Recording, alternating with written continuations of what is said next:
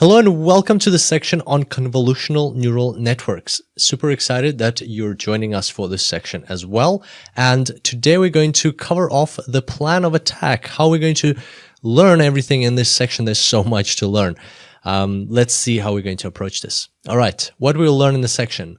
First of all, we'll talk about what convolutional networks actually are. Very important to understand the end goal that you're working towards before you actually start working towards it. So we'll talk about features, we'll have a look at a few little examples, we'll compare the human brain to artificial neural networks in terms of image recognition. So it'll be a fun, light tutorial to get us started for this whole section. Then we'll talk about step one, diving straight into it, convolution operation. So this part of the course contains several steps that we need to go through in order to build a convolutional neural network, and that's how these tutorials are going to be broken up. So this one's going to be step one, the convolution operation. We'll learn everything about feature detectors. We'll talk about which are also filters. We'll talk about feature maps and what are the different parameters there, what they mean, and we'll have a look at some visual examples as well.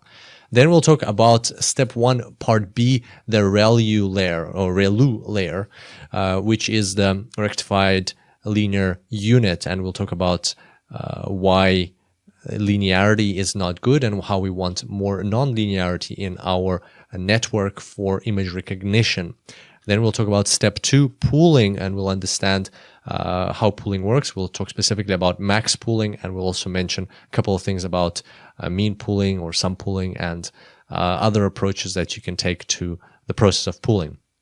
Also in this lecture, we'll have a really cool example. So there'll be a very visual interactive tool that we're going to look at. So make sure to stick around to the end of that lecture because that's going to add a lot of value to your learning process, what we're going to discuss at the end there.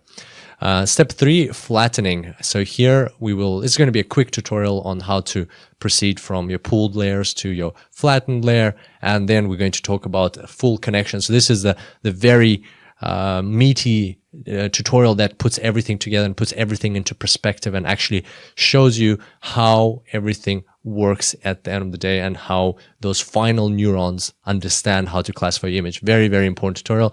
And hopefully that will summarize or kind of put everything together for you. And finally, we'll have a summary which will summarize everything we've talked about.